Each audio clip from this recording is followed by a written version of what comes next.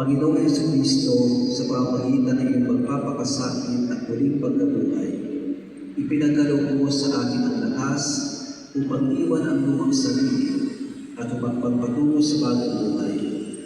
Habang pinakamit ko ang pintuan ng kabanalan, diniliwan mo, pakibangin mo ang inyong mga nais iwan upang masundan si Jesus bilang alagad.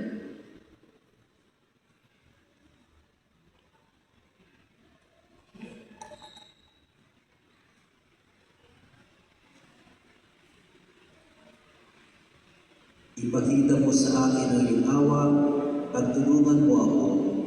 Ito'y hinihiling ko sa iyong banal na pangalan. Amen. Panimulang panalangin. Panginoong Jesucristo, tinatawag mo akong sumunod sa iyo at pinipili kong lumakad kasama ka. Buksan mo ang mga mata ng aking puso upang makita ko ang aking buhay sa bagong pananaw. Sa bawat takbang na aking gagawin, tulungan mo ako maging bukas sa pagbabago. Habang nilalakbay ko ang peregrinasyong ito, ipagkaloob mo sa akin ang biyaya.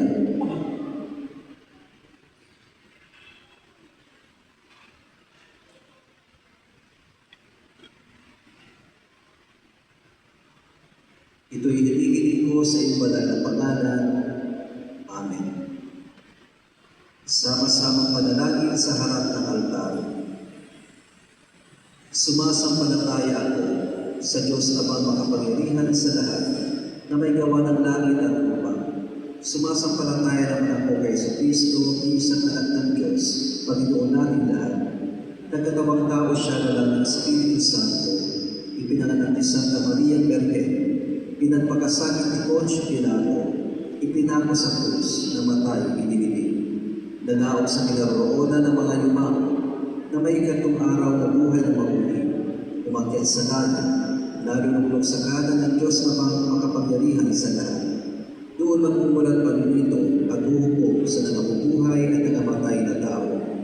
Sumasampalataya naman ako sa Espiritu Santo, sa banal na simbahan Katolika, sa kasamahan ng mga banal, sa patawaran ng mga kasalanan, sa pagkabuhay na muli na nangamatay na tao, at sa buhay na walang hanggan. Amen. Panginoong Jesucristo, baguhin mo kami, palakasin mo kami, at linisin mo ang aming mga puso. Sa iyong biyaya naway masundan namin si Jesus na may kagalakan at kabanalan ng buhay. At kasama niya, itayo ang isang bagong diocese ng pananampalataya at parokya ng mga banal. Sa pamamagitan ng panalangin ni Maria na aming ina, naway patuloy namin sa buhay ang misyon sa Liturhenyo ni Massimo upang makilala si Jesucristo ng bawat puso sa bawat pamayanan. Itong aming hinihiling sa ngalan ni Jesucristo na aming Panginoon sa pagkakaisa ng Espiritu Santo.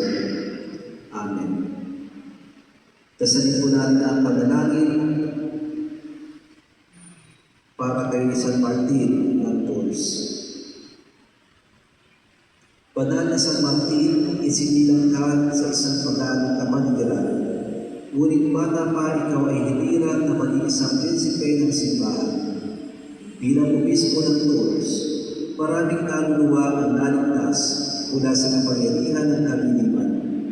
Sa pamamagitan ng iyong mga panalangin, mga himala at dukhang pamumuhay, sa harap ng ating Panginoong Jesucristo, kami humihingi ng tulong mo upang mailigtas sa mga silo ng demonyo at maging karapat-dapat sa mga pagpapala at awa ng banal na Espiritu na siyang mag-aakay sa amin tungo sa kawalantiang walang hanggan. Amen. Ama namin, sumasalangit ka, sambahin ang ngalan mo, mapasaan ang kaharian, sundin ang loob mo dito sa lupa para ng sa langit. Bigyan po kami ngayon ng aming kakanin sa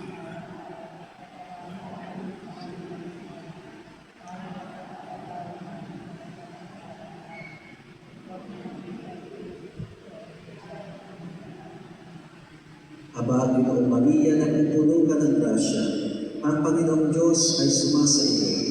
Bukod kang pinagpala sa babaeng lahat, at pinagpala naman ang iyong anak na si Jesus.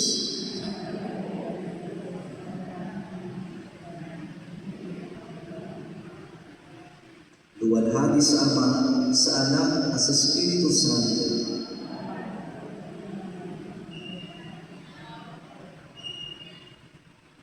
Padalangin paglabas sa banal na pinto. Panginoon, salamat sa biyaya ng pagbisita sa iyong dambana. Naway ang bawat hakbang ay maging hakbang patungo sa iyo. Pustusin mo kami na iyong Espiritu upang sa aming pagbabalik, kami maging tagapagdala ng pag-asa, liwanag at pagmamahal sa aming pamayanan. Hinihiling namin ito sa ngalan ng iyong anak na si Jesus. Amen. Berhen ng biyaya, San Martin ng Tours, San Eugenio de Massimo, sa ngalan ng Ama, ng Anak, ng Espiritu Santo. Amen.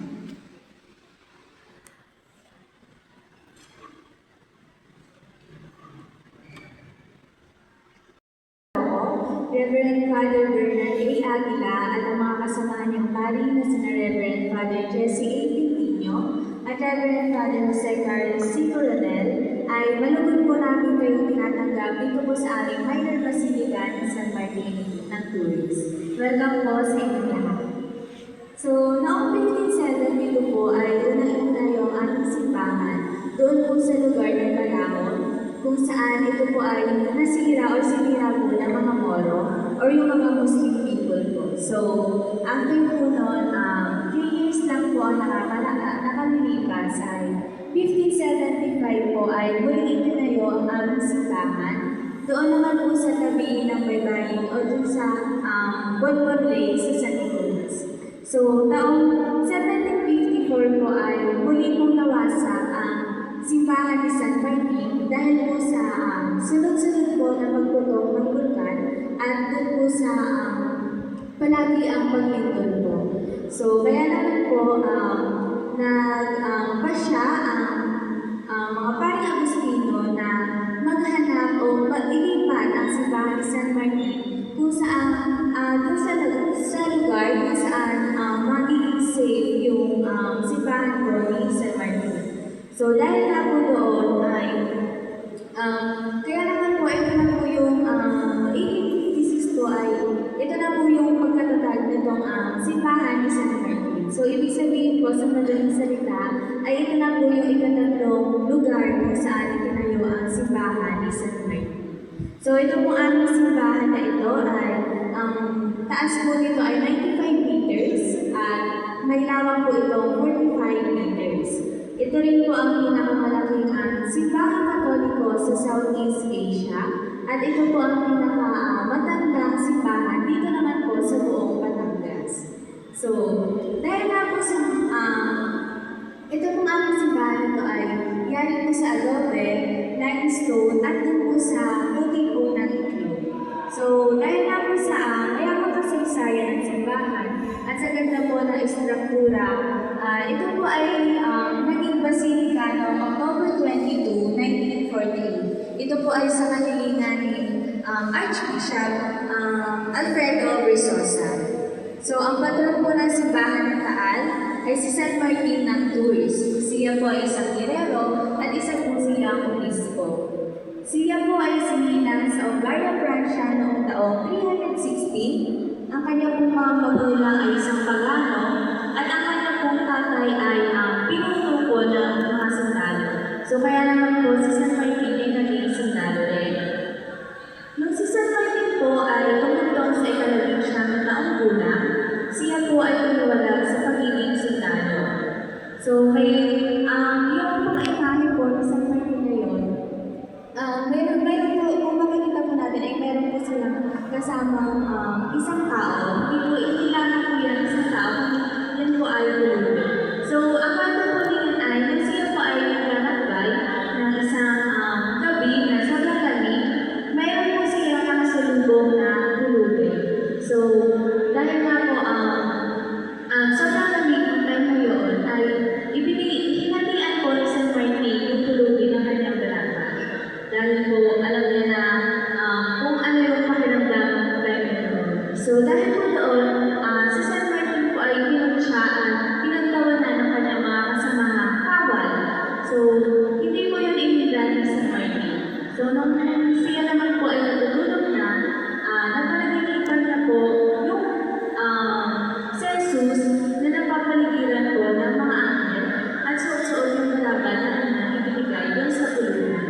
So doon po napagtanto ni San Martin na ang kanyang binigyan ng tulong, binigyan ng balabal ay si Jesus po pala. So, katulad nga po yung sinasabi sa akin ni Jesus na kung ano man yung ginawa mo sa pinakamaliit mong kapatid ay ang ginawa mo sa akin. So, katulad po dito sa taal, ang aming pong tinutularan ay ang pagiging mapagkawang-gawa, pagiging matulungin at mapagmahal sa Martin sa ibang tao.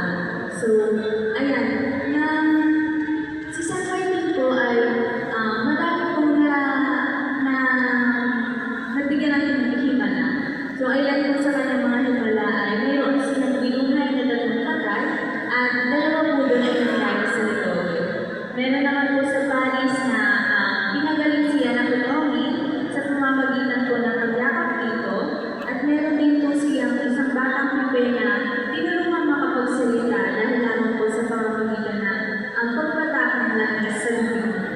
So, katulad po dito sa taan, hindi lang po sa mga talutaan, ay binigit na nakaroon po din namin yung himala na sa mga yung mga tao po pumunta po dito na may mga kahilingan. So, yun, yung mga time na bumabalik po sila na sinasabi po nila sa amin na natapod na po yung kahilingan nila nung sila po ay nagpatagyana o nagpasal sa Pilipinas. So, ayun po, sa San Martin po ay nung sila nga po ay tumiwalag sa pagiging sentado, siya po ay nagpabinyag bilang isang Kristiyano para po sila ay maging isang pare. So, naging pare po po siya at saka dahil po sa